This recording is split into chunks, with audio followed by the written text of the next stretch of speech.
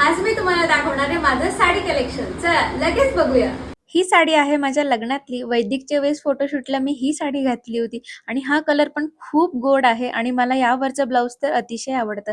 याला मी असे मस्त टेसल्स करून घेतले होते आणि ही साडी नेसून पण चापून-चुपून दिसते. ब्लाउजला छान असं आरी वर्क केलं होतं. फ्रंट बॅक असे गळे आहेत आणि क्यूट असे 2 लटकन लावले होते. ही साडी आहे माझ्या सत्यनारायण पूजेची. अतिशय सुंदर कलर असा आहे. डार्क ग्रीन किंवा बॉटल ग्रीन आपण म्हणू शकतो आणि खूप लाईट वेट आहे, त्यामुळे इझिली कॅरी करू शकतो.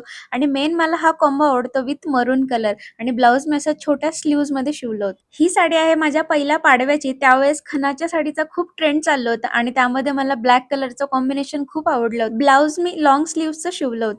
ही साडी आहे माझ्या पहिल्या गुढीपाडव्याची. त्यावेळेस घेतली, मला आवडली नव्हती, पण ही खरं धूपचाव आहे. उन्हामध्ये हिचा कलर अतिशय सुंदर दिसतो. तुम्ही इथे पण बघू शकता. खूप छान कलर आहे आणि हा कॉम्बो पण खूप छान वाटतो आणि यावर ना असे 2 ब्लाउज आले होते. तर सगळ्यात पहिले हे ब्लाउज आहे, जे मला सेमी स्टिच करून मिळालं होतं आणि सेकंड मी अजून शिवलेला नाहीये. याचा गळा अतिशय सुंदर आहे. फ्रंट आणि बॅकला पण खूप छान अशी डिझाइन आहे. आणि ही साडी मी दादाच्या एंगेजमेंटला घेतली होती आणि ही माझी आजपर्यंतची सगळ्यात फेव्हरेट आणि मोस्ट युनिक आहे. मला हा कलर कॉम्बो तो अतिशय आवडतो आणि त्यामधलं हे पॅटर्न तर खूपच सुंदर आहे.